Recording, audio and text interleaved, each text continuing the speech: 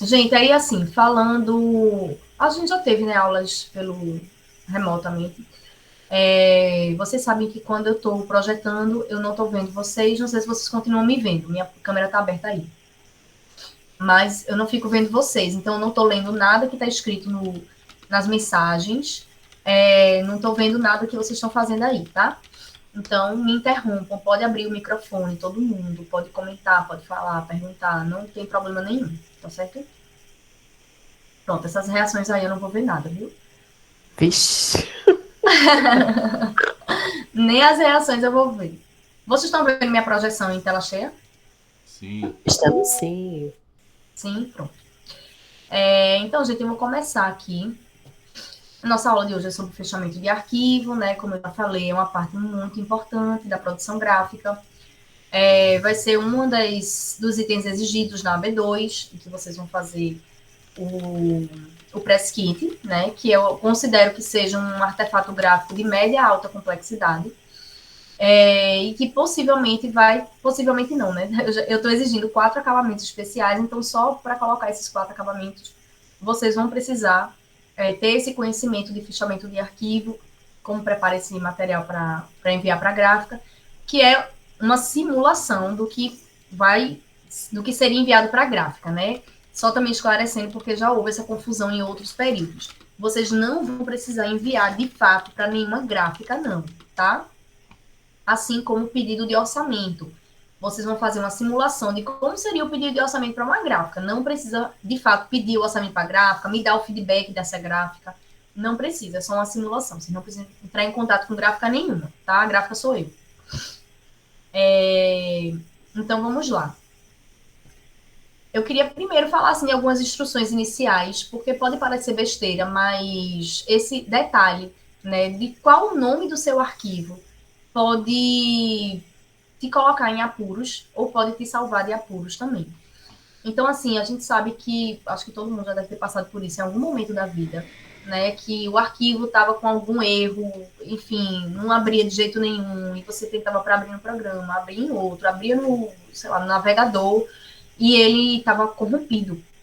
Então, a primeira orientação que eu dou é não colocar um nome muito extenso no seu arquivo, ou confuso, assim, enfim, com informações demais, ou informações que não vão identificar o teu trabalho, ou com acentuações, e também não utilizar caracteres especiais.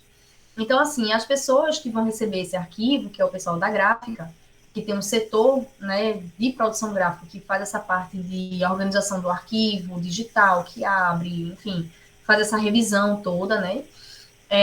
São eles que vão lidar com esse material. Então, evitem enviar para a gráfica arquivos com nomes como folder, tracinho final, folder final, final, esse é o certo. Folder final, pelo amor de Deus, Jesus me ajude. Evitem isso. Por quê? Muitas vezes você vai mandar um arquivo para a gráfica e esse arquivo, depois de sei lá, algumas horas ou no dia seguinte, você mesmo ou a própria gráfica identificou alguma alteração que precisasse fazer nesse arquivo. Então, quando você coloca folder final, aí depois o próximo é folder final, é muito próximo o nome, né? Então, assim, tentem fazer essa separação, essa identificação mesmo, né? Versão 2, usar, né, termos assim, versão 1, versão 2, versão corrigida. É melhor você fazer assim do que você usar esses termos, esses nomes extensos, confusos, de desespero, né? Então, inclui informações importantes, como folder McDonald's, por exemplo, ao invés de colocar artefato lanchonete, por exemplo, né? Então, assim, é uma coisa que não diz nem o que é o artefato, não diz se é um folder, se é um cartão de visita, se é um outdoor, não diz nada, diz que é um artefato, e diz que é uma lanchonete, que pode ser qualquer uma. Então, tente colocar um nome que seja fácil, rápido, da pessoa que está lidando com aquele material, de identificar esse material. Além disso, agora falando do próprio arquivo em si, evitem utilizar, aliás, evitem não utilizem de fato, né? Alterações forçadas no estilo da tipografia. Então, a gente tem um número muito extenso, né, de fontes tipográficas disponíveis para a gente usar nesses programas, né, Illustrator, Photoshop, enfim, a gente pode baixar novas fontes tipográficas gratuitamente por vários sites, como o da Fonte, como, acho que Fontes BR, Fonte.com, sei lá, tem vários outros. Eu utilizo muito da Fonte, assim, me atende perfeitamente. A não ser que eu esteja precisando de uma fonte específica, né, que o da Fonte não tem, aí você vai buscar em outros lugares. Mas a gente tem uma infinidade muito grande, né, de variações tipográficas que podem ser usadas. E aí, esses softwares como o Illustrator e o Photoshop, e até o Word mesmo, ele também faz isso, ele força uma tipografia que não tem uma variação específica, digamos, está usando uma fonte tipográfica X e ela não tem variações, o formato dela é regular. Mas você está achando que o traço dela está muito fininho, então você queria que ela fosse bold, mas ela não tem a versão bold, não foi desenhada a versão bold daquela fonte. Mas o Illustrator e o Photoshop e o Word, eles podem forçar aquela fonte a ter uma espessura de traço maior. Só que isso é, assim, acho que contra os mandamentos do design gráfico. Acho que devia estar no nosso juramento, né, de coisas para nunca fazer no dia da colação de grau de vocês. Porque realmente, assim, são estratégias, né, ferramentas, assim, que, como é que eu posso dizer, elas distorcem o desenho da letra.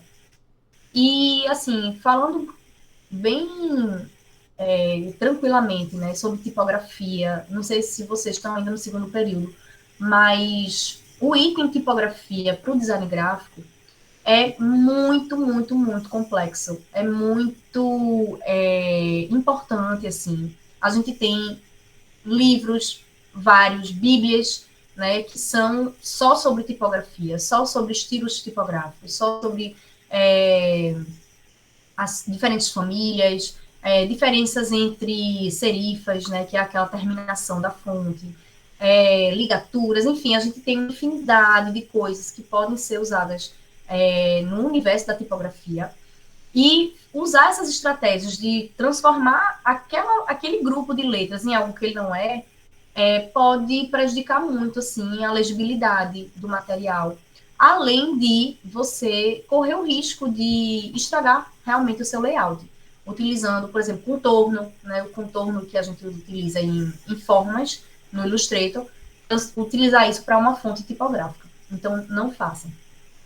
Então, aqui eu coloquei essas duas imagens, aliás, vamos dizer, esses dois grupos de imagens, né? Com a palavra, o primeiro grupo com a palavra informative, em que a gente tem no primeiro exemplo, um itálico forçado, ou seja, é uma versão, um estilo tipográfico que era regular, e aí a pessoa forçou para as letras ganharem uma inclinação e se transformar num itálico. Então, a gente vê que o desenho aqui, ele não mudou, né, dos caracteres tipográficos. Ele apenas conseguiu uma inclinação de todas as letras. Calma aí, professora. Já... Oi, não tá pode aparecendo falar. sua apresentação em tela cheia, tá aparecendo o slide padrão a primeira página, sabe? Ah, tá. Ele não mostrou a apresentação. Gente, vocês estão só na primeira página? Agora mudou pra quarta página. Peraí, que agora... Deixa eu mudar aqui apresentar outra coisa. Eu vou botar a tela cheia, melhor.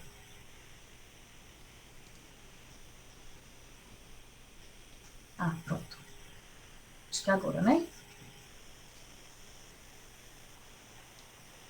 Estão vendo? Sim. Vai mexer na tela, vai passando as páginas, só pra ter certeza dessa vez. Pronto. Eu falei disso aqui, que são as instruções iniciais sobre o nome, né, do arquivo. Então, não colocar folder final, esse é o certo, etc. Me ajude Deus. E pronto. Foi isso. Sim, então a gente está vendo aqui esse primeiro exemplo da palavra informative, é um itálico forçado. E o segundo exemplo é um itálico que, de fato, foi desenhado para ser uma versão itálica de uma fonte regular.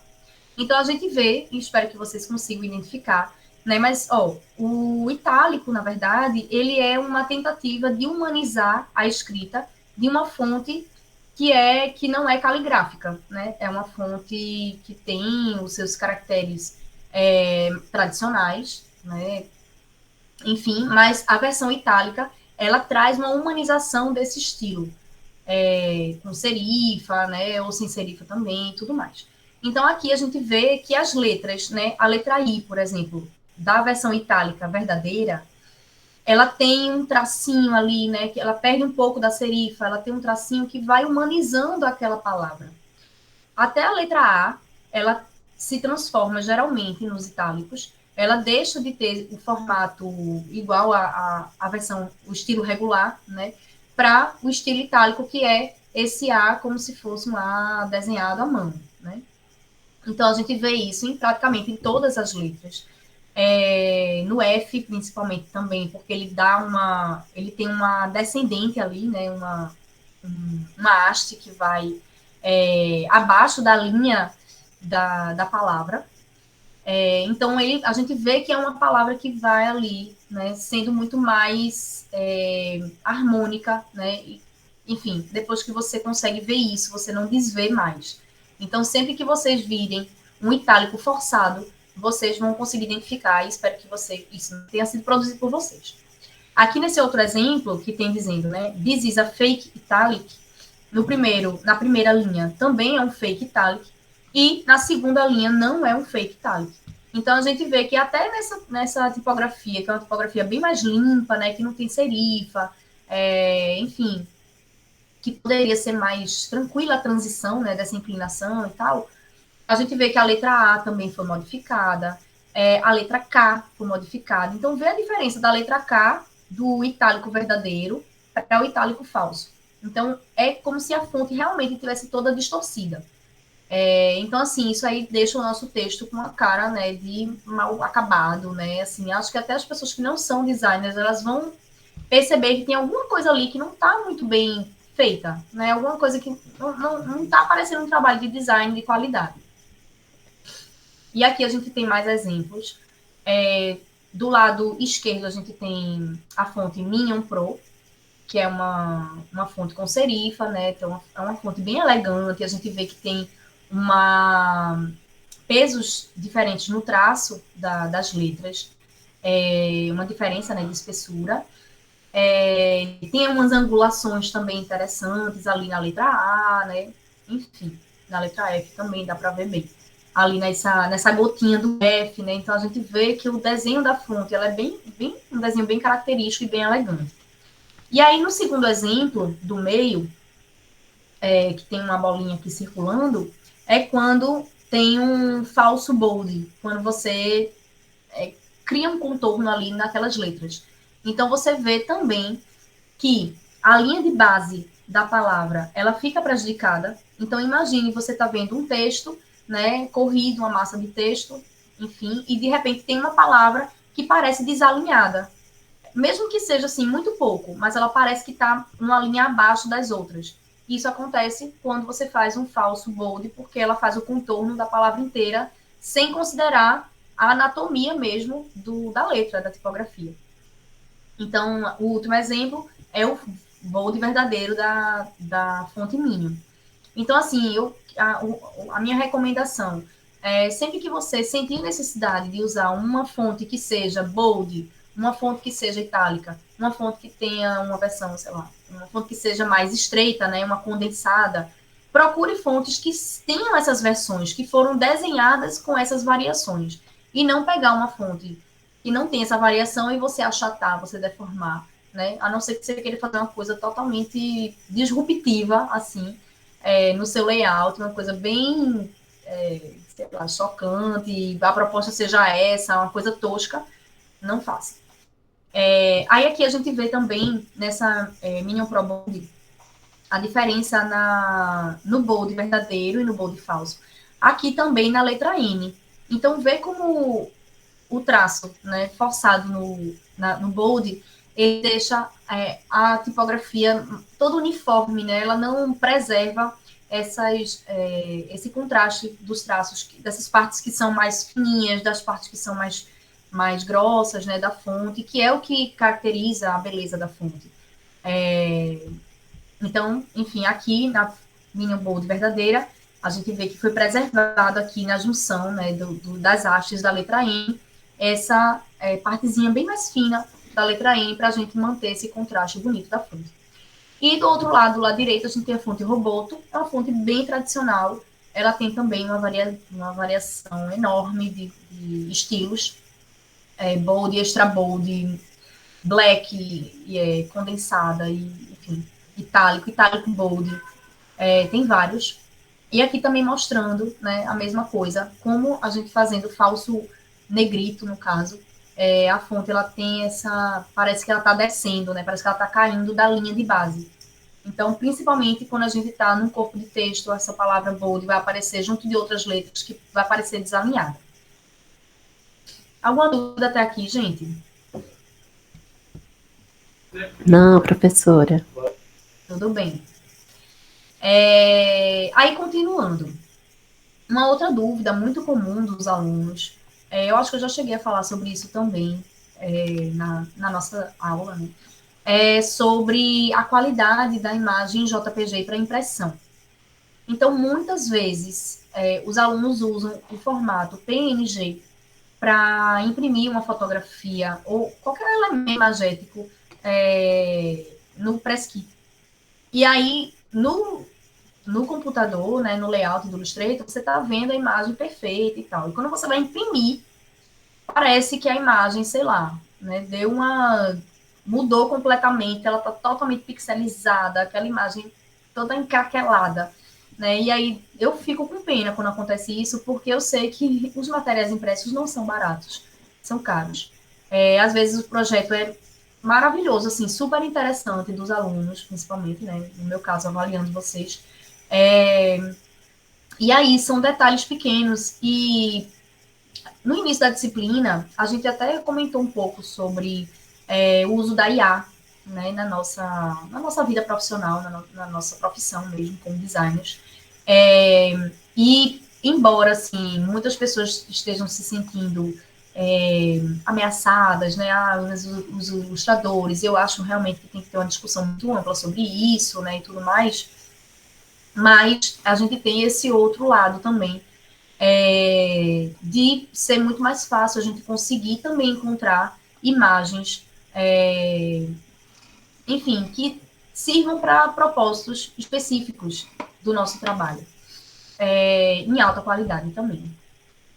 Então, antigamente, por exemplo, quando a gente ia fazer um manual de identidade visual, a gente tinha que fazer aplicações da marca sobre imagens que tivessem relação com o negócio, enfim, o objetivo da marca, né? Fosse o objetivo da marca. Então, sei lá, estava fazendo identidade visual para uma hamburgueria. Eu ficava horas procurando fotos de hambúrgueres que se comunicavam com a marca, com o estilo da marca, com a empresa e tudo mais. E hoje em dia a gente pode usar a IA para conseguir isso muito mais facilmente. E atender a nossa necessidade de forma mais rápida, mais prática. Enfim, então são algumas formas de usar a IA a nosso favor. E aqui nesse caso também, né? Então, assim, não utilizem para impressão imagens em resolução baixa, como 72 dpi. Então, sempre priorizem imagens com 300 dpi, que é, enfim, o HD, né, da impressão. Essa sigla DPI, imagino que vocês já devem ter visto isso, em relação à resolução da imagem, aparece lá no Illustrator, aparece no Photoshop também, principalmente, e que quer dizer pontos por polegada, ou dots per inch, que é o termo em inglês. E pode ser tanto DPI ou PPP, quer dizer exatamente a mesma coisa, um é o termo em inglês, o outro em português. Então, procure utilizar imagens com 300 dpi. Nunca aumente a resolução de imagens que esteja abaixo de 200 dpi, forçadamente também, porque o Photoshop ele também dá essa possibilidade a gente. Mesmo que em programas destinados a tratamento de imagens, pois a imagem continuará sem qualidade para impressão. Ela apenas aumentará o seu tamanho, assim, em kbytes, em megabytes, enfim. Mas a sua qualidade mesmo, a sua resolução, ela não vai ser alterada. Então, se você for usar uma imagem, não, eu tenho que usar essa imagem, não tenho outra, sei lá, é um filme que eu estou vendo, um filme antigo, um filme preto e branco, na época não tinha, as imagens que eu encontrei aqui. Procure alternativas para isso. Por exemplo, tentar ver uma vetorização, ou essas imagens, se você realmente quiser usar, vejam as aplicações em tamanhos menores, né, que não tem que forçar tanto a imagem a ser um tamanho que ela não vai ter de qualidade. Então, tentem sempre pesar, né, tentar equilibrar os layouts, pensando também no material que você tem disponível. Em relação às cores, eu acho que isso foi um dos temas também que Pedro falou para vocês na monitoria, mas que a gente também já viu em aula teórica. Em relação ao padrão CMYK, padrão RGB, CMYK, Pantone, né? A gente já teve uma aula sobre isso, quando a gente estudou cores. E agora a gente vai usar esses conhecimentos, de fato. Então, em arquivos para impressão, a gente sempre deve trabalhar com espaço de cor CMYK, que é o padrão cromático, né? O código cromático específico para impressão. Então, a gente tem ali as 4 cores, vocês lembram, a gente olhou no ponta-fio, né? São as 4 cores básicas que, nos sistemas de impressão, como offset, flexo e rotogravura, juntando essas 4 cores básicas, elas vão dar uma imagem extremamente colorida. Então, quando houver ainda alguma cor especial, como Pantone, enfim, outra cor especial, use o Spot Color, que é uma ferramenta lá do Illustrator, que é meio que não, né? Utilizando já uma paleta de cor Pantone, que tem disponível lá, um catálogo Pantone, que você pode utilizar em determinado elemento, em separado, como se fosse uma aplicação especial.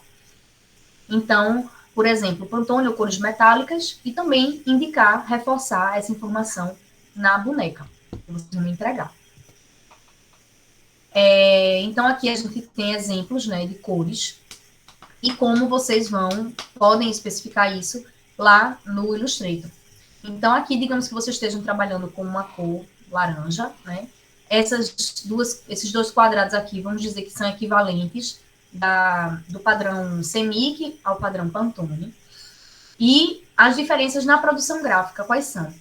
Esse laranja aqui, ele é formado por 0% de ciano, 50% de magenta, 100% de amarelo e 0% de preto.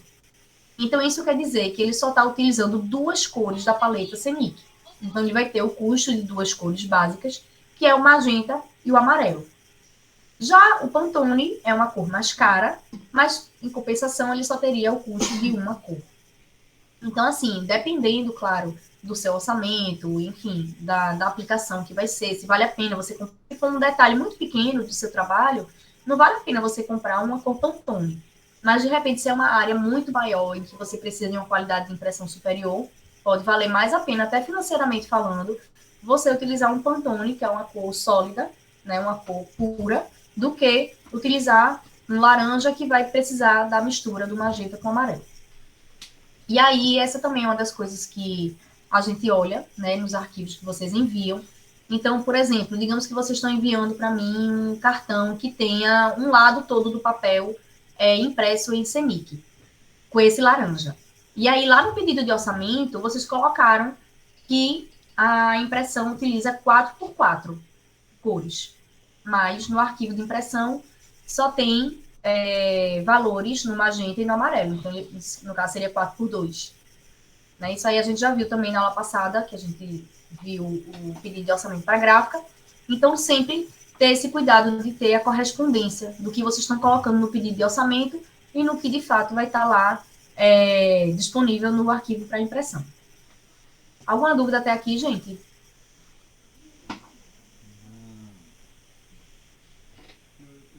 Pode seguir, professora. Calma, uma dúvida. Mandaram no chat. Mandaram, leiam aí. Professora, uma dúvida. Não posso ligar meu mic agora, perdão. Como nós podemos calibrar as impressoras domésticas de jato de tinta? Ou melhor, é possível calibrá-las por conta própria? Rapaz, isso aí é uma pergunta que eu não sou capaz de responder. Porque, assim, as impressoras, elas são muito diferentes, né? Assim, as marcas Canon, HP, enfim. E também os métodos de impressão, de você alimentar os insumos dessa impressora, também são muito variados. Então, por exemplo, eu já tive uma impressora que eu comprava aqueles tubinhos, né, com cor, e eu enchia o repositório lá, onde tinha cada cor de impressão. Já a minha impressora atual é uma Canon, e eu tenho os cartuchos que são, enfim, que são inteiros, assim, eu não tenho como modificar, como calibrar, enfim, botar mais água, eu não sei como é que seria isso. Nunca precisei calibrar, não. Agora, sim,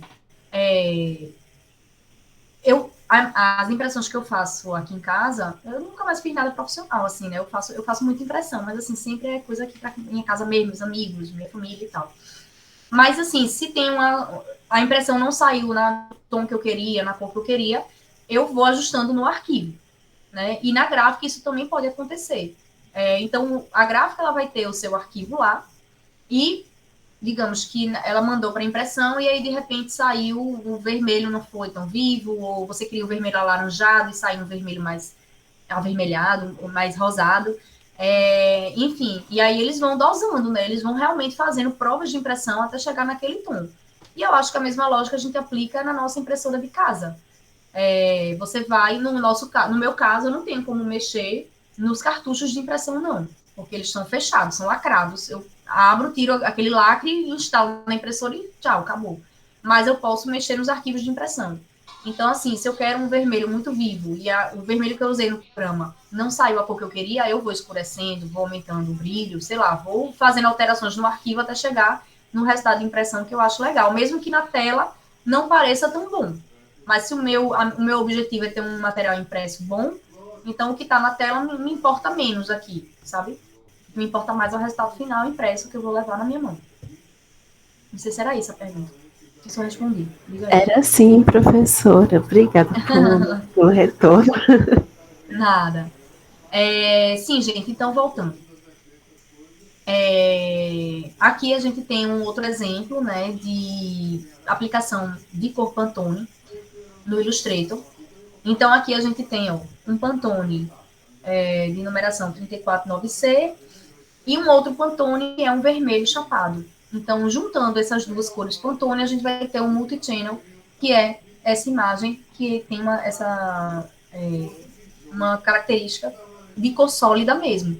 Né? Então, assim, dificilmente, a não ser que você compre os Pantone ciano, magenta, amarelo e preto, para fazer imagem colorida, mas a intenção do Pantone nunca é essa. É você realmente conseguir cores sólidas.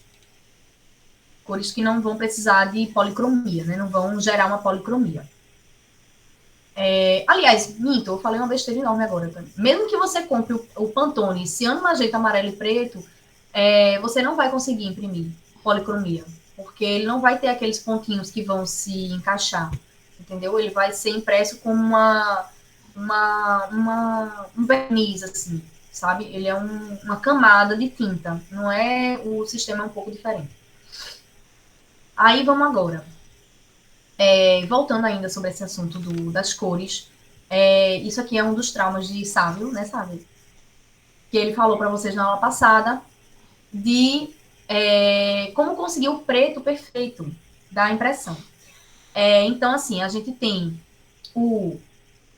isso aqui aplicável quando você quer uma área impressa na cor preta maior, assim, um fundo, né? Um fundo na cor preta, enfim, uma área grande. Eu não estou falando, assim, de texto escrito na cor preta, não.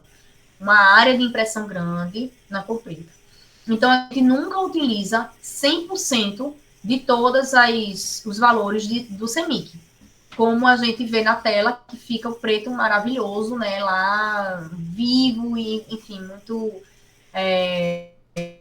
parece, enfim, a melhor versão, né, possível. Mas na impressão, isso não funciona, porque isso geraria uma carga de tinta muito alta para aquela área de impressão. poderia enrugar o papel por conta das camadas de tinta iam ser muito, muito densas, além de demorar para secar, então poderia colar um papel no outro, o tempo de secagem ia ser maior, poderia borrar, né? Enfim, não ia prestar. Então, evitem, não façam isso. Além disso, também, os problemas de registro dos outros elementos que não fossem na cor preta também seriam maiores, né? Seriam mais chances de errar. Então, que tivessem composto na página, né? Como essa palavra teste aqui. Digamos que você tivesse uma página inteira impressa na cor preta e só a palavra teste na cor amarela, né? Ali no meio. Então, provavelmente ela sairia com muito erro de registro. Seria muito difícil conseguir um amarelo perfeito, assim, fininho, né? Com essa letra fininha. Então, o que a gente indica? Que você utilize 100% do K, que é a cor preta, mais um calço do ciano, que é aquela cor que vai te ajudar, né, a deixar a cobertura do preto mais densa, sem falhas, né? Acho que a gente chegou a ver alguns materiais que eu levei impressos para aula que tinham falhas, tinham umas falhazinhas na parte justamente da impressão do fundo preto. Então, para evitar essas falhas, a gente usa uma outra cor que vai cobrir ali nesses micro pontinhos que tiverem qualquer falha de impressão. Então, a cobertura da cor preta perfeita é 40 por 0 por 0 por 100, que tem o caso do ciano, e nunca usem 100, 100, 100 na paleta Semic. E se você usar somente 100% black, enfim, você vai conseguir um preto que a gente chama de bufento, né? Aquela cor preta mais apagada, quase como se fosse um cinza. Não fica uma cor tão bonita. Agora, falando em sangria. Após o processo de impressão, o material é cortado na gráfica. Então, é muito diferente a impressão nas gráficas de grande tiragem das gráficas de pequena tiragem, gráficas rápidas que a gente encontra no shopping. Que a gente vai fazer o corte ali com estilete, né? Geralmente, ou uma guilhotinazinha manual, ou então a nossa impressora caseira, né? Que a gente vai pegar o estilete, vai cortar, né? Ninguém aqui corta com tesoura, graças a Deus, todo mundo cortando com estilete, com régua metálica, né? E tudo mais. Mas é muito diferente. Então, na gráfica de grande tiragem, que é para onde a gente está preparando esses arquivos de impressão, os papéis utilizados são de grandes formatos. Então, você não vai imprimir um layout, dificilmente você vai imprimir um layout num tamanho A4, sem margem, como a gente pode imprimir em casa.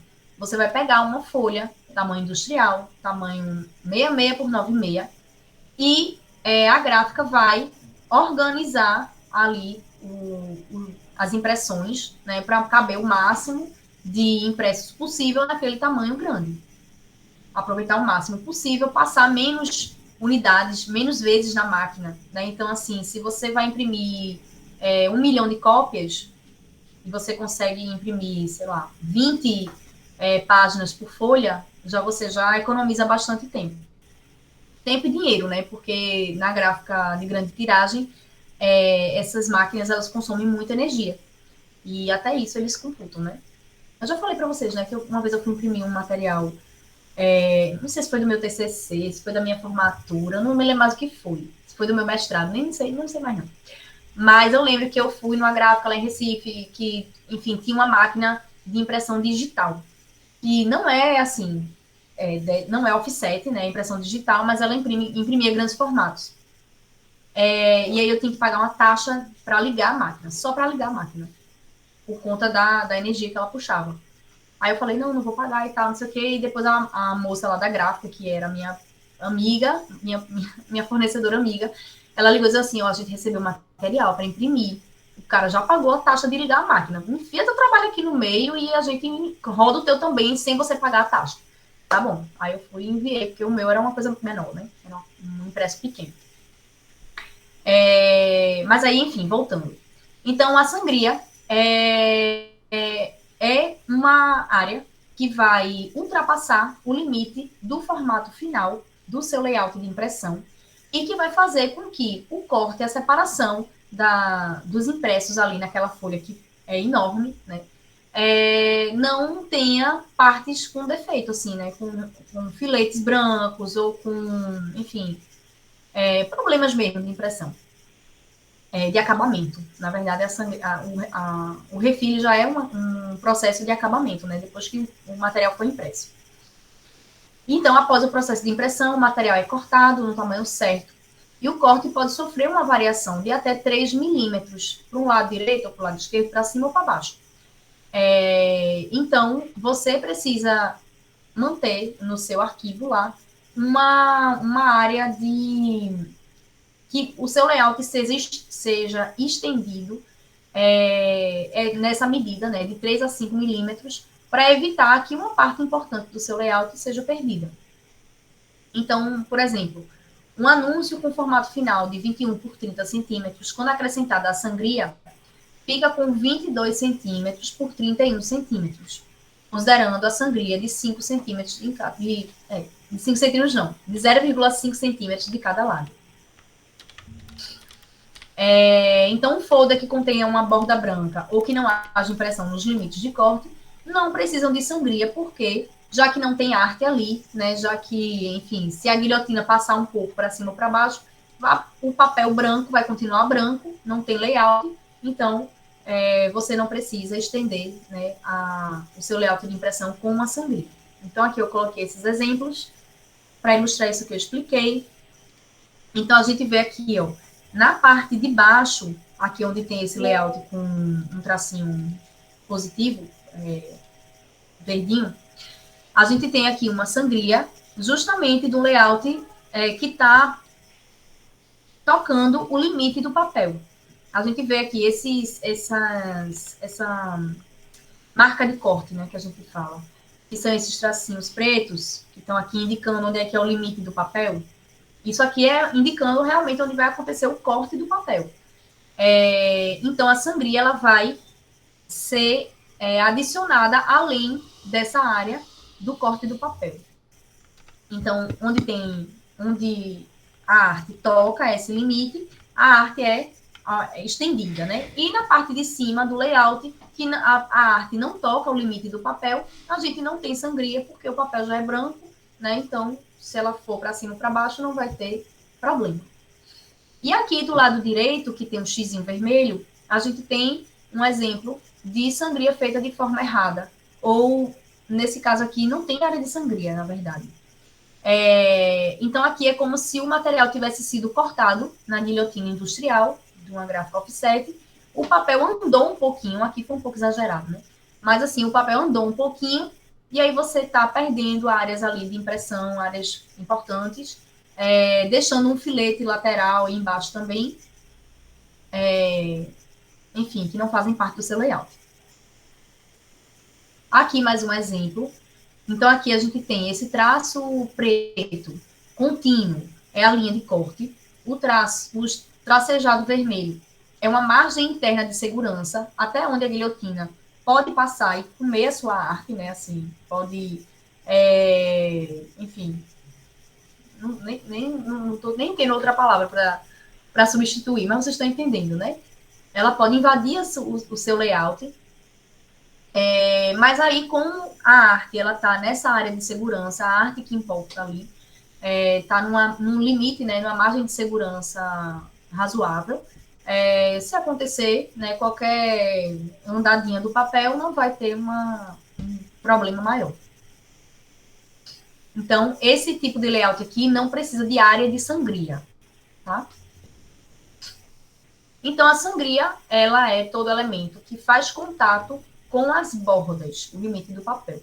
E deve ser sangrado ultrapassando de 3 a 5 milímetros. Não é centímetros, gente, é milímetros, tá? A borda da página. Então, assim, é muito pequenininho, é uma unha, né? Se você for ver, uma unha grandinha.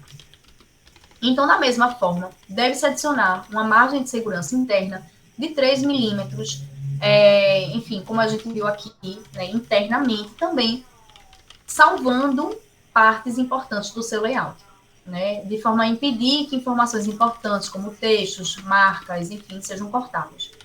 Então, nessa fotografia aqui, os elementos principais são a ilha, o rapaz aqui em pé, o pôr do sol.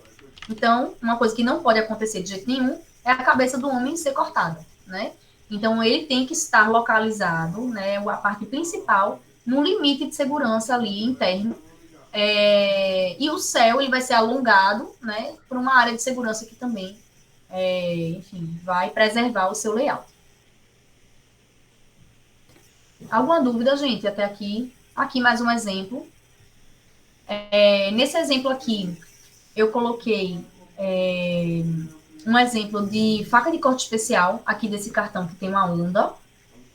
Então, aqui a gente também tem uma área de sangria do layout, ó, aqui do lado superior esquerdo.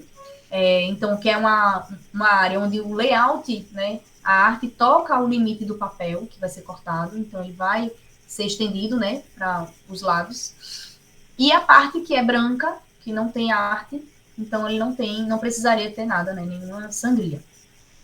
Aqui, nesse elemento circular, também tem a sangria, aqui na parte inferior direita. E nesse outro papel, tipo um papel timbrado, a gente viu que também tem a sangria nesses dois pontos onde tem a arte, né? Alguma dúvida, gente, até aqui? Não, professora, na verdade, algumas pessoas ficaram com uma dúvida mais burocrática. Tá. Deixa eu até olhar aqui. Com relação ao envio dos arquivos. Se ficou para o dia 19, se foi dia 20 de maio. A nossa aula é dia 19, né? É no dia 20. O dia da nossa aula mesmo. É dia 20? Dia 19 é na segunda. Não, então é dia 20 mesmo. Ah, então tudo certo. Obrigada. Nada. Aí vamos. Agora, dia 20, eu tenho alguma coisa, meu Deus, o que é? Não, nada que envolva vocês. Tudo certo. Aqui mais um exemplo, né? Não vou me alongar novamente na explicação. Aqui novamente, mais um exemplo. Aí aqui tem a sangria, tem a margem de segurança interna, tem a linha de corte, tem a linha final do trabalho. E tem a área de segurança e a impressão fora da área de segurança. E aqui é um print do Illustrator, quando a gente vai criar um novo documento. Então, nesse exemplo aqui abaixo, a gente tem um arquivo que vai ser criado no formato de 15 por 21 milímetros. Ou seja, é quase um A5, né? É metade de um A4. Então, lembre-se de ajustar a sangria de 5 milímetros e o modo de cor que deve ser o CMYK. Então, quando você entra no Illustrator e você coloca criar um novo documento, vai aparecer uma aba como essa aqui. E aqui você vai poder já botar o nome do seu arquivo, você vai dizer o número de pranchetas que você quer, quantidade de artboards, o tamanho, você pode botar personalizado ou usar um dos formatos que está lá já disponíveis, né, os padronizados, A4, A3, A5, enfim. Ou você pode colocar aqui o formato personalizado, como está aqui. Então, aqui você vai dizer tanto o formato quanto as unidades de medida que você quer utilizar. Como vocês vão estar fazendo layouts que vão ser usados em impressos, não utilizem unidade pixel, porque também pode ser feito em pixel. E muitas vezes a gente está trabalhando lá no default, no padrão, né, do Illustrator, e a gente tenta, os alunos às vezes tentam ver a medida do, sei lá, do formato da página e tal, não sei o quê, e ficam criando formas e tentando medir, se não aparece lá nas caixinhas de medida de dimensionamento, porque está em pixels. Então, aqui é onde você vai definir quais são as unidades de medidas que vão aparecer em todos os elementos, tanto do formato da página, quanto dos elementos que você vai criar, círculo, quadrado, etc. A orientação também da prancheta. E aqui vocês estão vendo que tem a sangria. Então, aqui, essa sangria, ela está em um lugar separado do tamanho final do papel, porque é justamente para ficar claro que essa sangria é uma área extra, né? Ela não vai ser incorporada ao tamanho final do documento. Então, assim, o tamanho do arquivo de vocês, o que vai estar no pedido de orçamento, o tamanho da lâmina final que vocês vão receber é 150 por 210 milímetros. Mesmo que no arquivo de vocês tenha sangrias, né, de 5 milímetros para cada lado, tá? Então, assim, o formato não vai mudar. E aqui também tem um modo de cor, CMYK, efeitos de rasterização, a gente recomenda que seja alta, né, para impressão, e é isso. Aí aqui a gente vai falar sobre faca de corte agora. Muito possivelmente, né, vocês vão utilizar facas de corte especiais. Todo material que tem um formato diferente dos cortes retos, a gente considera que é uma faca de corte especial. E aí esse desenho específico precisa ser informado à gráfica, precisa ser informado e demonstrado como é. E aí, para você desenhar essa faca no Illustrator, que é o material em que a gráfica vai se basear para fazer a faca de corte que a gente viu lá na sala, aquela chapa de madeira com a lâmina de barbear, toda seguindo ali, né, o desenho que você especificou. E aí aqui vocês vão definir qual é o traço para cada parte da sua faca de corte. Então, quando você quiser indicar que a área da sua faca de corte é uma área de corte mesmo, vivo, né? Realmente o papel vai ser cortado ali, o traço vai ser uma linha contínua. Se você quer indicar que em uma área específica vai ter uma dobra ou vinco, ou seja, o papel não vai ser cortado, ele vai ser apenas marcado, você vai fazer um traço, uma linha tracejada. E se você quer indicar que vai ter um picote ou serrilha, que precisa do usuário destacar uma parte, né, tirar, abrir, sei lá, você vai indicar com traço e ponto. Então, aqui a gente tem um exemplo complexa, né, que é uma embalagem de um chocolate, uma caixa de chocolate, em que as linhas de corte e vinco foram enviadas para a gráfica junto com o layout. Então, isso é algo que não pode ser feito. Quando vocês forem fazer o material do layout, ele deve ser encaminhado para a gráfica num arquivo ou num artboard à parte, sem o desenho da faca por cima. É bem diferente de quando a gente faz algo para ser montado por nós mesmos, né? Um material que a gente vai imprimir numa gráfica rápida ou na nossa casa, que a gente precisa ter esses guias aqui para saber onde vai ser dobrado, onde vai ser cortado, etc. Mas na gráfica, não. Na gráfica de grande tiragem, não. Então, as linhas de corte e vinco nunca devem ser enviadas à gráfica sobre os layouts que serão impressos, mas sempre agrupadas e em layers separados, bloqueados para impressão ou em arquivos diferentes, já para não ter perigo da gráfica misturar. Então, aqui seria um exemplo de como a gente prepara uma faca de corte e envia para a gráfica. Então, a linha é uma linha fina, né? Uma linha fininha, que tem todo lugar onde tem a linha contínua, é corte, onde tem a linha tracejada é vinco. Nesse aqui não tem nenhum exemplo de serrilha. Aqui a gente vai falar de outros acabamentos, de como é que a gente vai especificar isso nos arquivos para impressão. Então, a gente só especifica nos arquivos para impressão os acabamentos localizados. Todos os outros acabamentos que forem laminações, ou seja, que pegarem a superfície inteira do papel, ela não entra como uma especificação do arquivo digital. Ela vai constar no pedido de orçamento, né? Porque vai ser feito, mas como é algo que vai pegar toda a superfície do papel, você não precisa dizer exatamente o ponto onde é que ela vai ser aplicada, como nos outros que são localizados, né? Você só vai precisar dizer se é na frente, se é no verso da folha, só isso. E isso pode ser feito lá no pedido de orçamento. Então, a aplicação de acabamentos localizados acontece em áreas específicas do layout, como vernizes UV, né, de brilho, ou fosco, ou aromáticos, ou texturizados, enfim, todos aqueles acabamentos que a gente viu lá em sala de aula. Então, aqui, nesse exemplo, a gente tem um arquivo, um layout de impressão feito no padrão CMYK. No meio, a gente tem uma máscara indicando onde seria o verniz localizado, brilhoso. Então, a gente vai pintar de preto tudo que for uma área que vai receber esse verniz localizado ou esse acabamento especial localizado. E o terceiro retângulo é uma simulação de como seria o resultado final. Então, aqui a gente está vendo que tem a impressão e esse brilhozinho é como se tivesse esse acabamento brilhoso especial feito sobreposto à impressão. Aqui, mais um exemplo. Então, a gente tem aqui a frente e o verso de um cartão de visita, apenas com o layout de impressão. E já nos itens abaixo, a gente está vendo como seria o verniz aplicado na frente.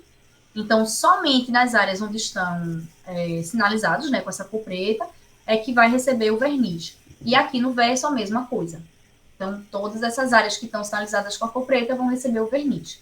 Então, nesse cartão da frente, vocês estão vendo que os pontinhos brilhosos, eles vão ser somente nos círculos, eles não vão ser nas linhas, essas linhas clarinhas aí, que estão na frente do cartão, formando uma rede, alguma coisa assim, não vai receber verniz. E a marca vai receber, né? Aqui, mais um exemplo, né? Então, aqui a gente tem o layout de impressão e a área em que vai ser aplicado o acabamento especial localizado. Aqui também, mais um exemplo. Então, aqui a gente está usando um exemplo de uma imagem, né? Quando a gente está trabalhando com vetor, acaba ficando um pouco mais fácil a gente criar, né, essas máscaras, indicando, né, que vai ser a aplicação do verniz localizado e tal, porque a gente já tem lá o formato direitinho, a gente já tem o local direitinho, né? E quando a gente está trabalhando com imagem, nesse caso aqui, foi preciso fazer um elemento vetorial na cor preta, onde seria aplicado o verniz localizado da fotografia. Então, nesse caso aqui, apenas nessa flor que está em primeiro plano, é que ia ser aplicado o verniz localizado. Uma coisa que eu não sei se eu botei aqui depois, mas aqui eu só queria deixar uma coisa bem clara. Mas eu vou reforçar isso nesse exercício que eu vou propor a vocês. Aqui, vocês estão vendo que quando a gente vai criar uma artboard com a aplicação localizada, a gente precisa manter exatamente o mesmo tamanho do papel, né, do suporte, e a mesma diagramação. Então, muitas vezes também já recebi os layouts de impressão, ok? E aí, quando a gente ia ver o verniz localizado, estava somente, digamos assim, a marcazinha na cor preta, né? Num quadradinho pequenininho, um artboard quadradinho pequenininho. Mas, não, ela precisa ser exatamente uma cópia do formato, da diagramação, da composição dos elementos que vão estar no layout de impressão, excluindo-se aqueles que não vão receber o verniz localizado, certo? Mas precisa estar exatamente na mesma diagramação. Aí, esse aqui foi um exemplo que, eu não sei se eu já mostrei a vocês, não, mostrei para o pessoal do CIV, de um cartão de visitas, para a gente perceber isso, né, de como, às vezes, aí já alguns alunos já falavam assim, não, mas assim, se você recebeu esse layout aqui de impressão, dessas flores, e recebeu uma imagem como essa aqui, vetorizada, para receber o verniz localizado, é óbvio que vai ser uma sobreposta à outra, né? Assim, aí o pessoal da gráfica vai ter que pegar e vai ter que colocar bem certinho, uma em cima da outra, né? Vai ter que fazer esse trabalho, que na verdade deveria ser seu, de ajustar essa sobreposição. Caso você não faça isso que eu disse, né? De apresentar a arte do verniz localizado no formato certo, na mesma composição, enfim, ideal para essa sobreposição. E eu faço isso, eu e os meninos, né, sabe? A gente pega o arquivo de vocês e sobrepõe ao layout de impressão para saber se ele está com registro perfeito ou não, ou se vocês usaram um arquivo que não ficou muito bem diagramado nesse ponto, né? De fazer a sobreposição dos efeitos especiais. Então, assim, aí voltando para esse aqui, eu gosto de dar esse exemplo do cartão de visita, porque o verniz localizado dele, é um verniz que não é tão óbvio. Então, aqui a gente tem o layout de impressão na frente e a gente tem o verniz de impressão na frente. Então, ó, o layout de impressão tem somente a marca sobre um fundo preto. E o verniz localizado tem uma estampa que contorna essa marca. E aqui a gente tem a impressão no verso. Então, aqui é o que vai ser impresso em cores, né? E aqui é o que vai ser aplicado como verniz localizado no verso. Então, assim, se a gente não enviar o documento de forma que a gráfica já tenha, né, a possibilidade de fazer a sobreposição, seria muito difícil fazer esse ajuste, a pessoa poderia até errar, né, sei lá, achar que estava com algum erro de impressão, erro de arquivo, sei lá o quê. E esse seria o resultado final. Então, aqui a gente vê a frente, né, com o verniz localizado, na hora que está mais viva, e o verso com com a marca dessa forma, né, mais expandida. Peraí, gente, que alguém falou comigo. Foi eu que levantei a mão. Ah, diz. É só uma dica, e também um conselho pro pessoal seguir na hora de fazer fechamento de arquivo de verniz, essas coisas assim, hot stamping. Quando vocês forem, sei lá, vocês têm um elemento que é uma bola. E ela está posicionada em alguma parte do artefato. Vocês querem colocar verniz nela e aí tem que fazer a prancheta do verniz. É uma coisa que parece besta, mas que muita gente não fez no período passado, que é só você literalmente tipo, copia a prancheta ou então copia o elemento e depois só pinta ele de preto ao invés de tentar fazer à mão, sabe?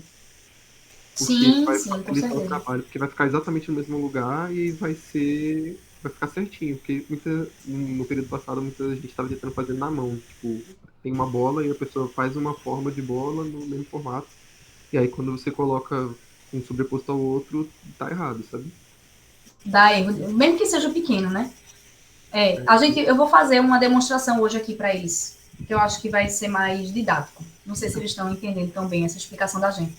Mas eu vou fazer um exemplo prático. Vou abrir meu Illustrator aqui para mostrar a vocês. Aí, tá. Aí aqui só foi esses exemplos aqui que eu já tinha mostrado para vocês, né? Acho que todo mundo tinha visto ou não.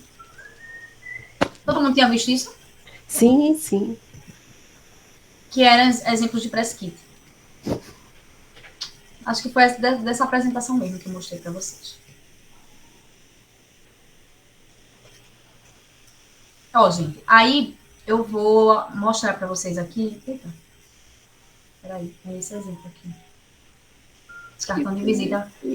Os cartões de visita para as professoras dos meus filhos. Ai, Jesus. Deixa eu fechar aqui. Para não ter problema. Ó, isso aqui foi um exemplo que o Pedro fez. De um arquivo que eu até postei lá no Moodle para vocês, que vai servir de exercício.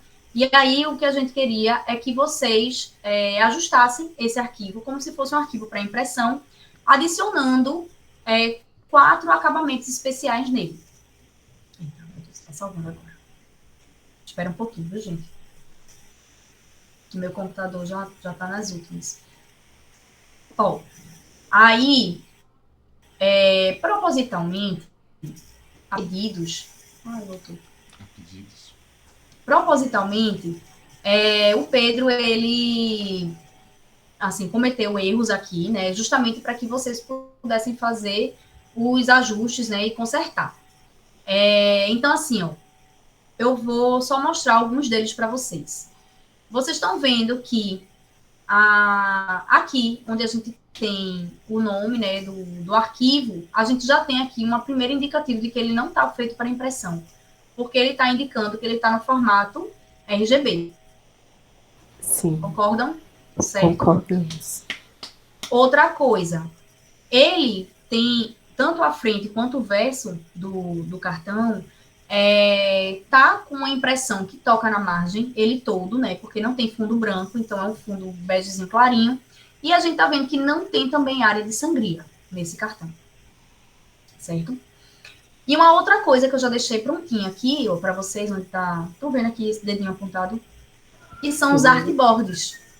Esses artboards aqui, eles indicam onde é que está cada item do seu arquivo e o que é ele. Identificam para a pessoa que está trabalhando no projeto, né, que vai imprimir seu projeto. Então, aqui a gente precisa indicar, ó. Peraí. Espera um pouquinho.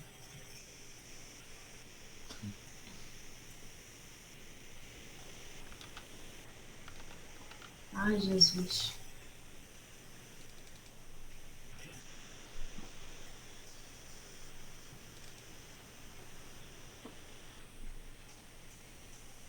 Voltou. Então, gente, vamos lá. Aí, assim, aí eu queria só mostrar para vocês alguns detalhes, né? E aí eu queria depois que vocês mesmos fossem pegar esse arquivo lá no Moodle e vocês tentassem fazer agora, né? E a gente vai ficar aqui aguardando, eu e Sábio, a gente vai ficar tirando dúvidas. Mas assim, ó, primeiramente, para a gente transformar esse arquivo que está em RGB para o formato CMYK, a gente vai vir em File, a gente vai vir em Document Color Mode, ou em português, né? Depende qual é a versão do Illustrator de vocês, e vai transformar em CMYK. Pode ser que aconteça uma variação de cores, aí uma transformação de cores, porque você está trabalhando agora com outro padrão cromático, né? Mas aqui já está transformado para o modelo de impressão. Aí a gente tem um outro problema, que é a área de sangria. Esses arquivos aqui, eles não estão com área de sangria, então a gente pode... Deixa eu botar ele um pouquinho mais para baixo.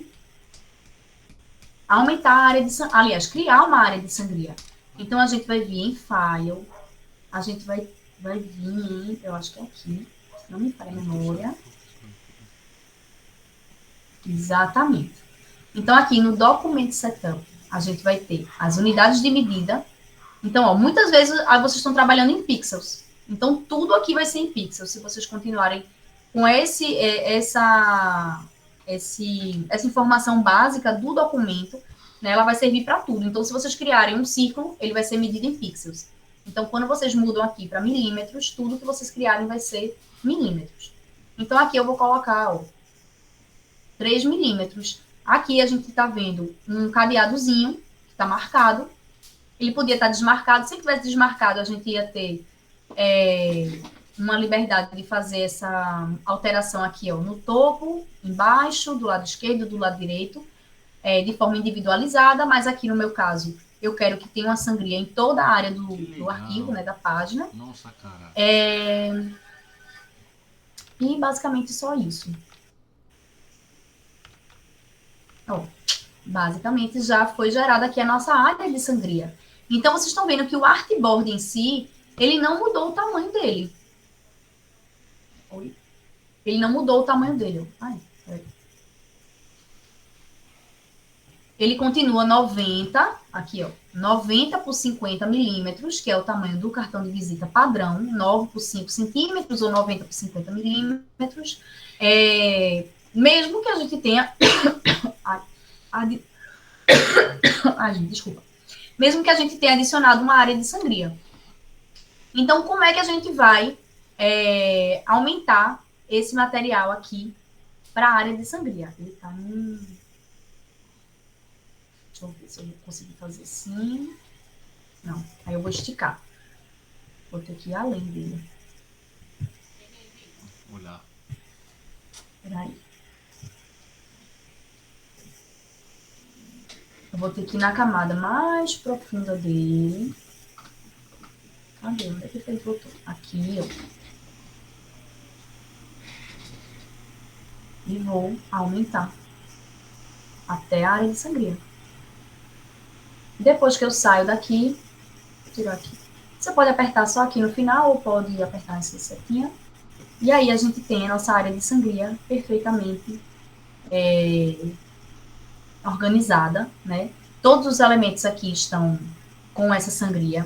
Muitas vezes, o que acontece?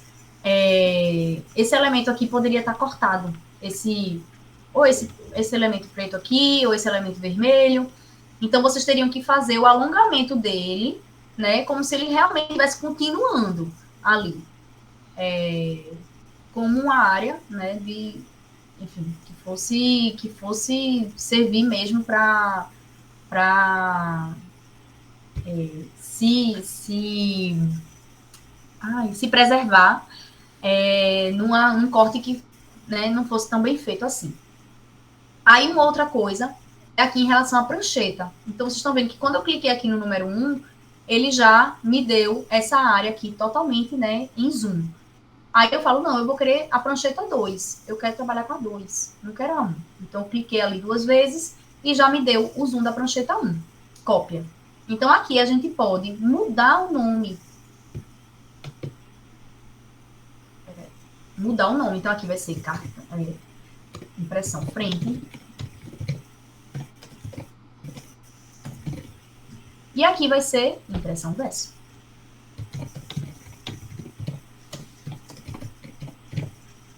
Certo? Aí, digamos que eu quero fazer... Alguma dúvida, gente? Até aqui? Não, professora, creio que esteja tudo tranquilo. Pronto. Aí, digamos que eu quero fazer um verniz localizado aqui, nesse cartão de visitas, na parte da frente. Então, eu vou duplicar ele, eu vou apertar o Alt. Eu só sei trabalhar com atalhos, mas deve ter um jeito de fazer essa duplicação de outra forma. Mas eu aperto o Alt, então ele já aparece essas duas setinhas, né? Uma preta e uma branca embaixo. E eu vou arrastando, clico nele e vou arrastando com o Alt apertado para o lado. E aí eu vou ter uma cópia dele, que eu já vou botar aqui, porque vai ser o meu verniz localizado. Então, aqui, o verniz localizado, ele só vai ser aplicado na área que tiver pintado de preto, né? Aqui nesse caso. Então, eu vou usar somente Ixi, menino, se sai. aqui. Não, isso aqui vai me dar muito trabalho para fazer agora para vocês. Então, eu vou fazer somente onde está o Z, o I e o P. E o resto eu vou apagar do meu layout.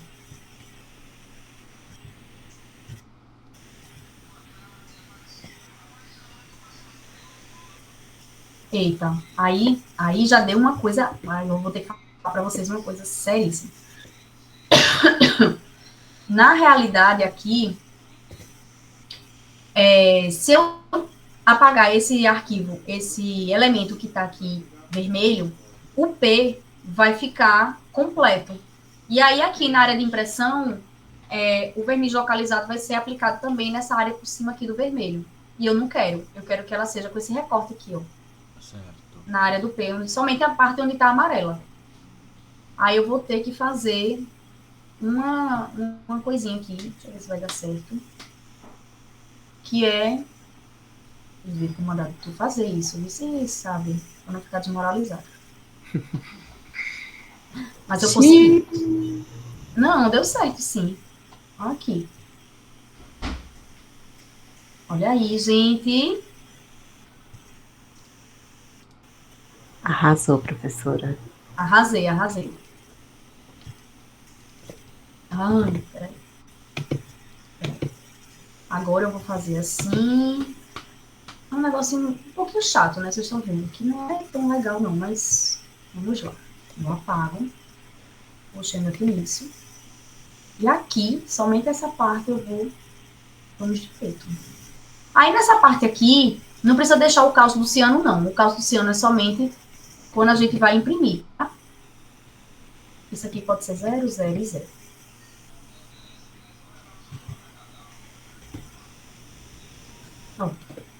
Pronto. Eu quero somente isso aqui, que seja o verniz localizado frente. E aí, enfim, aí eu quero depois criar uma faca de corte especial. Eu quero que tenha esse contorno aqui dessa parte vermelhinha e dessa parte aqui amarelinha, que seja um recortezinho do cartão de visita. Como é que eu vou fazer? Eu quero criar uma textura onde tem essa foto 3x4 aqui do cartão no verso. Como é que eu vou fazer? E aí eu vou deixar para vocês, meus queridos, fazerem esse exercício. Tem alguma dúvida ainda? Não. Só uma dúvida, na verdade, professora, que eu esqueci de perguntar, Diga. perdão. Se a senhora poderia repetir como é que a gente faz para ajustar a imagem para sangria sem deformar. Ah, certo. Tudo bem. Ó, vamos fazer o seguinte, eu vou abrir um novo arquivo, certo? New. Vocês vão começar agora a trabalhar. Vou esperar o meu querido computador prestar. Então, digamos que você quer aqui usar um formato, vamos dizer um formato assim, bem comprido. 10 milímetros por 300. Assim mesmo. E aqui já tem, ó, o bleed. Então, aqui no bleed é que você vai dizer quanto de sangria você quer no seu arquivo. Aí aqui tá o cadeadozinho, né? Então, você vai dizer 3 milímetros. Cuidado para não botar centímetros. Já recebi arquivos com sangria em centímetros. Tipo, 5 centímetros. O arquivo era uma sangria gigantesca, de um palmo. Então, são milímetros. 3 a 5 milímetros. Então, aqui já tá na sangria. Aqui já tá no modo que eu quero, né? Que é o CMYK. Aqui, os efeitos de rasterização da imagem e tudo mais. Então, eu vou criar.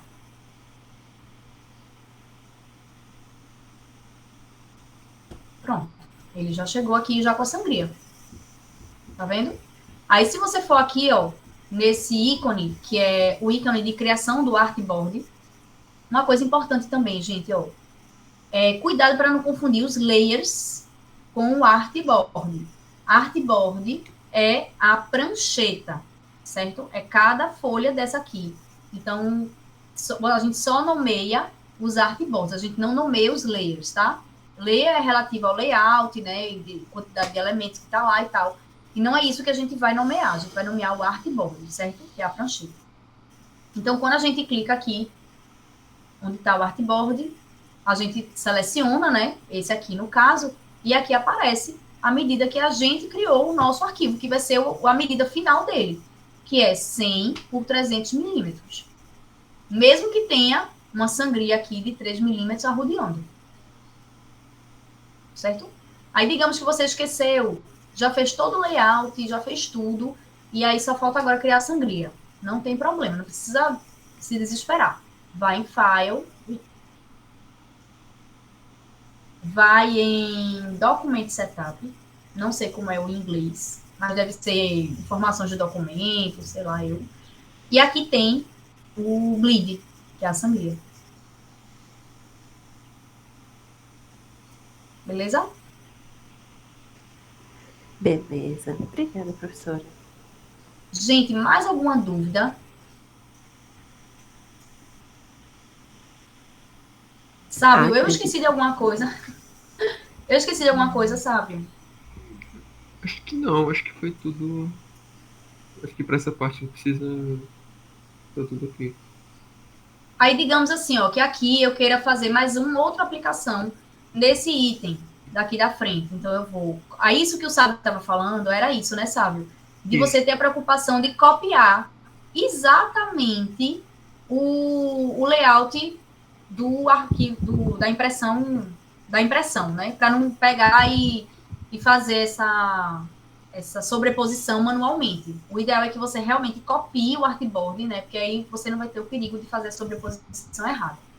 Então, digamos que aqui eu ainda queira criar um verniz texturizado, somente nesse asterisco aqui, em cima. Aí eu vou criar ele na preta. E o resto eu vou apagar. Isso aqui que eu faço, foi isso que eu fiz. E ele tem que ser assim. Inclusive, não pode esquecer de sangrar esses vernizes, né, essas aplicações especiais. A gente também tem que deixar a sangria para eles. Porque senão, né, enfim, o corte final é a última coisa que acontece no papel. Depois de ter aplicado todos os acabamentos especiais, todos os vernizes, texturas, e laminação e tudo mais. Então, né, você não pode esquecer de sangrar essa parte aqui. Então, aí o que é que eu queria que vocês fizessem? Pegassem esse arquivozinho que tá lá. Ah, tá, tem outra coisa que eu quero ensinar vocês. Antes de mais, o que eu queria que vocês fizessem mesmo? Vocês vão pegar esse arquivo que tá lá no Illustrator e eu queria que vocês adicionassem 4 acabamentos especiais a eles, sendo um deles uma faca de corte especial. E aí eu vou abrir a tarefinha lá e vocês vão postar. Pode ser agora mesmo, tá? Porque a gente ainda tem um tempinho. E aí, assim, a última Professora, coisa... Oi. esse trabalho é individual ou é com a equipe do grupo? É melhor individual, né? Porque vocês estão cada um nas suas casas. Tem como fazer? Quem não tiver com Illustrator, quem não tiver com acesso ao computador agora, estiver participando pelo celular, aí pode fazer o acompanhamento com um colega que esteja. Ou então pode deixar para fazer depois também. Mas eu queria que todo mundo passasse por essa experiência, porque às vezes, assim, a gente se confia num colega que já tem um conhecimento, né, sobre o assunto e tal, e aí a gente acaba não aprendendo tão bem essa parte, né? E depois você vai ter esse desafio na sua vida profissional e não vai ter a sua dupla para lhe ajudar. Certo, Sim, aí obrigada. nada. Aí, ó, uma outra coisa que eu queria ensinar vocês é em relação a preparar o arquivo para o envio para a gráfica, né? Depois que você já fez tudo isso, aqui, né? A gente não pode esquecer de botar, né? Botar aqui, Hotstream.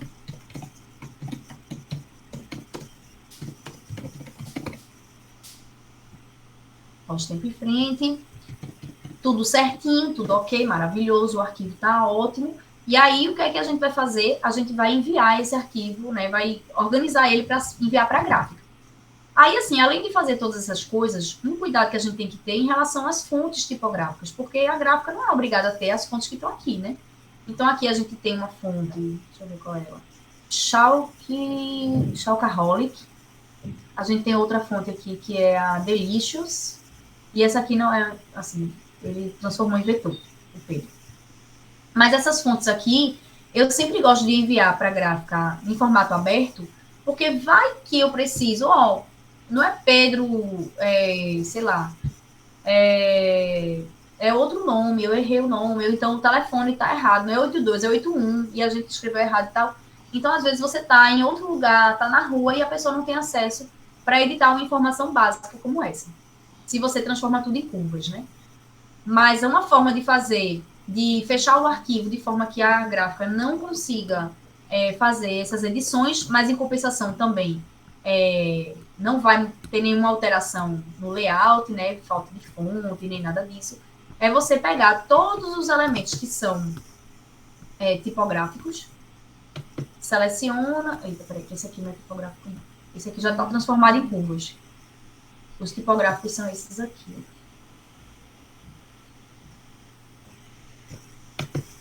Clica com o botão direito e bota Create Outlines. Isso aqui a gente vai simplesmente transformar isso aqui como se fosse um desenho. E ele não vai mais ser editável, tá? Inclusive, você pode fazer... usar ele mesmo como se ele fosse um objeto, certo? Mas aí, enfim, se você não quiser fazer isso, né? Ou então se o seu arquivo, às vezes, você está fazendo um arquivo muito complexo, né? Sei lá, um cardápio, né? Coisas que tem muito texto, que pode ser que realmente tenha que ter uma alteração de preço, de informação, de ingrediente, sei lá, né? E aí você tem que enviar ele aberto, né? Editável. Então, a forma mais segura de fazer isso é vindo aqui em File e vir em pacote, package. Então, esse pacote aqui, essa criação desse pacote, basicamente, ele reúne todos os elementos que estão no seu arquivo, transformando ele até em PDF, eu acho que tem essa opção, se você quiser. Então, tem uma versão do seu arquivo em PDF, tem o seu arquivo aberto em Illustrator, tem todas as fontes tipográficas que você utilizou para a pessoa baixar no computador dela e instalar, e também vão as imagens que você, acho que vão as imagens também, que você utilizou, e que às vezes ela está inserida no seu arquivo por um link, que está associado a uma pasta do seu computador, e quando você abre em outro computador, ela dá um erro, dizendo assim, está faltando essa imagem. Pode falar. É só uma coisa, se for uma fonte que não tem licença, às vezes ele barra. Verdade. E no final desse pacote, vocês vão ver que ele cria um relatório. Então, se teve algum erro, alguma fonte, como o Sábio falou, que não pôde ser copiada, né, para uma pasta separada, porque eu tenho que ter a licença, ele vai lhe avisar. Aí, gente, só deu um errinho aqui, porque eu preciso salvar antes todas as alterações que eu fiz. Então, eu salvei. E agora sim eu vou poder fazer um pacote. Oi, tá salvando ainda, peraí.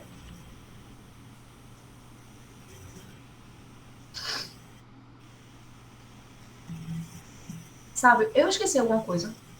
Acho que não, né? Vamos agora pro pacote. Acho que não. Ó, aí eu vou salvar. Maria, vou salvar na prova final de vocês, ou nada. Vou salvar onde, Jesus? Vou salvar no meu cloud, na UFAL, 2025, MPG, e vai ser aqui. Aí aqui tá o zip sorvetes, cartão de visita, exemplo e fechamento de arquivo folder. Vixe Maria, tá muito grande, né? Então, tô contradizendo o que eu dei na minha aula hoje. Inclusive com assentos. Então, vou botar aqui, ó. Zip sorvetes, fechamento de arquivo, Afix.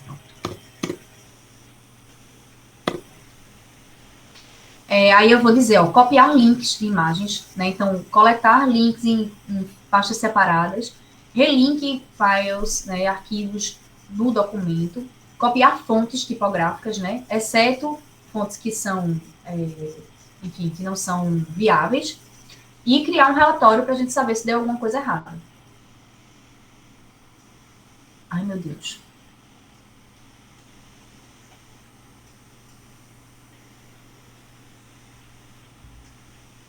Ela tá dizendo aqui que eu sou responsável, legal, por, enfim, tudo que eu tô fazendo aqui, né? Isso sabe. Tá falando sobre isso, né? Que as licenças eu sou responsável por providenciar uma cópia das fontes que eu estiver usando para particular uso, para comercial, não sei o que, tarará. Ok. Aí tá dizendo, ó, package created successfully. Então, show package, vamos ver. Ó, o nosso arquivo tá aqui, ó, em MPG, zip sorvete, fechamento de arquivo. Ah, só não criou o PDF, mas a gente pode criar depois. Então, aqui tá as fontes tipográficas, ó. Charcaholic e o Delicious. Se tiver versões da fonte, ele vai adicionar também.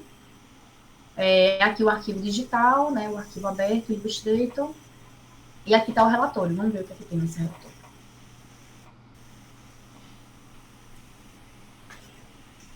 Olha, aqui é sempre bom, assim, dar uma conferida, né? Aqui ele vai dizer, ó, o nome, a cor, né? Então, tá dizendo que tá no CMYK, as unidades de medida, milímetros, o tamanho dos artboards. Aqui tá dizendo que não tem imagens, né? Em outline mode, tá dizendo que a gente não pediu para simular um papel colorido, poderia ter feito isso. Também não tem objetos em spot color, né? Que no caso é Pantone. Também não tem nenhuma fonte faltando, nenhuma fonte que eu usei que é proibida, e nenhuma fonte protegida. As fontes inclusas foram essas, e enfim, não tem nada faltando, nenhum link de imagens, nada que esteja faltando. E aí, se vocês quiserem ainda adicionar um PDF, aí vocês vão em salvar como, aqui em vez de Illustrator, bota PDF, e aqui, prontinho. E é isso. Aí, assim, vamos fazer esse exercício agora. Vocês acham que dá pra gente fazer? Temos tempo, né?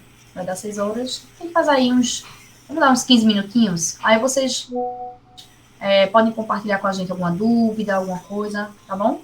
E a gente vai ficar aqui aguardando. Tá no Moodle, tá aqui, ó. Ai, meu Deus.